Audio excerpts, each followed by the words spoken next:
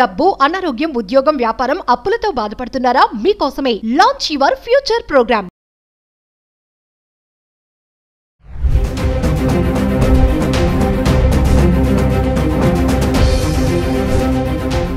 Suman TV ప్రేక్షకులకు నమస్కారం.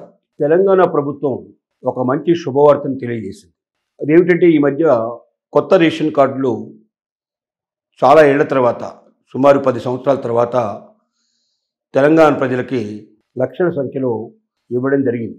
అయితే చాలామందికి ఆ రేషన్ కార్డుల వల్ల రేషన్ సంబంధించిన సరుకులు తీసుకోవడం తప్ప మరేమీ ఉపయోగం లేదు అనేటువంటి ఆలోచనలో ఉన్న వాళ్ళకి ప్రభుత్వ పథకాలన్నీ రేషన్ కార్డు ఉన్న వాళ్ళకి వర్తిస్తాయి అనేది తెలియజేయడానికి ఒక ప్రత్యేకమైన డ్రైవ్ను నిర్వహించాలని రేవంత్ రెడ్డి సర్కారు నిర్ణయించింది. అంటే ప్రభుత్వం తరపున కొంతమంది ఎంప్లాయీస్ ఇంటింటికి వచ్చి రేషన్ కార్డు ఉన్న వాళ్ళకి ఎలాంటి స్కీములు ఉంటాయి, ఆ స్కీముల వల్ల ఉన్నటువంటి లాభాలు ఏమిటి, ఆ స్కీములకు ఎలా అప్లై చేసుకోవాలి, దానికి వాళ్ళు చేయాల్సింది ఏమిటి, ఏ పేపర్స్ సబ్మిట్ చేయాలి, దానికి ఎలిజిబిలిటీ ఏమిటి, ఇలాంటి వివరాలన్నీ తెలియజేస్తారు.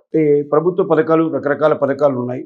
గృహజ్యోతి లాంటి ఇందిరమ్మ ఇళ్ల పథకాలు, ఆరోగ్యశ్రీ లాంటి, మరి ఒక తెల్ల రేషన్ కార్డు పొందినట్టయితే వాళ్ళకి ఎంత పెద్ద జబ్బు వచ్చినా హాస్పిటల్లో ఇప్పుడు 20 లక్షల దాకా కూడా అవకాశం కల్పిస్తున్నారు. అంత జబ్బుకు కూడా వాళ్ళు చికిత్స చేసుకోవచ్చు ఉచితంగా.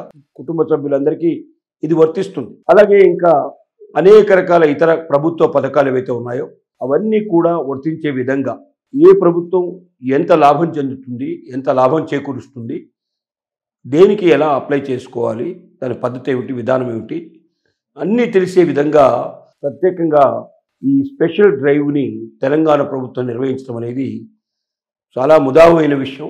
చాలామంది పల్లెటూళ్ళల్లో నిరక్షరాస్యులు ఉంటారు. వాళ్ళకి పూర్తిగా వివరాలు తెలియదు. దేని ఎలాగా ప్రభుత్వ పథకాలు పొందాలనే విషయం కూడా వాళ్ళకి తెలియదు. రేషన్ కార్డు వచ్చిందన్న సంబరమే తప్ప దాన్ని ఎలా ఉపయోగించుకోవాలి, దాని ద్వారా ఏ రకంగా లబ్ధి పొందాలి, ఏ రకంగా తమ జీవితాలని ఆనందమయం చేసుకోవాలనే ఆలోచన వాళ్ళకు ఉండదు. అలాంటి వాళ్ళకి రేవంత్ రెడ్డి సర్కారు చాలా గొప్ప సంతోషాన్ని తెచ్చిందనే చెప్పక తప్పదు. వాళ్ళెవరు కోరకపోయినప్పటికీ ప్రభుత్వమే ముఖ్యంగా ముందుకు వచ్చి స్పెషల్ డ్రైవ్ నిర్వహిస్తూ కొంతమంది ఉద్యోగస్తుల్ని ఇంటింటికి పంపించి ప్రతి ఒక్కటి వివరంగా చెప్పి దరఖాస్తులను వాళ్ళే దగ్గరుండి నింపించి దాన్ని ఏ రకంగా ఎక్కడెక్కడ సబ్మిట్ చేయాలో తెలియజేసి ఆ రకంగా తెలంగాణ ప్రజల లోపల ఎవరైతే కొత్తగా రేషన్ కార్డులు పొందారో, అలాగే పాత రేషన్ కార్డులో కూడా ఆసక్తి ఉన్నట్టు వాళ్ళు ఎవరైతే ఉన్నారో వీళ్ళందరికీ ఆనందాన్ని, సంతోషాన్ని తెచ్చేటువంటి ఒక అవకాశాన్ని ప్రభుత్వం కల్పించింది.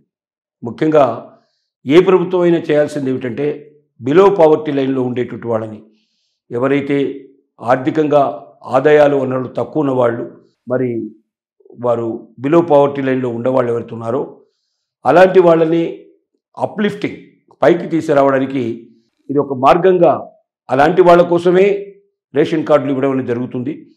ఆ రేషన్ కార్డులు తీసుకున్న వాళ్ళు పెద్దవాళ్ళతో పోటీ పడకుండా, అంటే పెద్దవాళ్ళు డబ్బులు ఉంటాయి కాబట్టి డబ్బులున్న వాళ్ళు ఏ రకంగా సరే వాళ్ళకి కావాల్సినటువన్నీ పొందగలిగే అవకాశాలు ఉంటాయి. కానీ పేదవాళ్ళకి అవకాశాలు ఉండవు. ఒక కార్పొరేట్ ఆసుపత్రికి వెళ్ళి అక్కడ 20 లక్షల రూపాయల వైద్యం చేయించుకోగలిగే శక్తి ఒక పేదవాడికి ఉండదు. కానీ ఆరోగ్యశ్రీ అనే ఒక పథకం ద్వారా తెలంగాణ ప్రభుత్వం ఒక పేదవాడికి కూడా, ఒక నిరుపేదకు కూడా ఒక పెద్ద కార్పొరేట్ హాస్పిటల్కి వెళ్ళి దర్జాగా తన దగ్గర ఉన్నటువంటి వైట్ రేషన్ కార్డు వాళ్ళ చేతిలో పెట్టి ఆరోగ్యశ్రీ కార్డు కూడా దాని ద్వారా పొంది దాన్ని తీసుకెళ్ళి ఇచ్చినట్టయితే వెంటనే వైద్యం ప్రారంభమవుతుంది.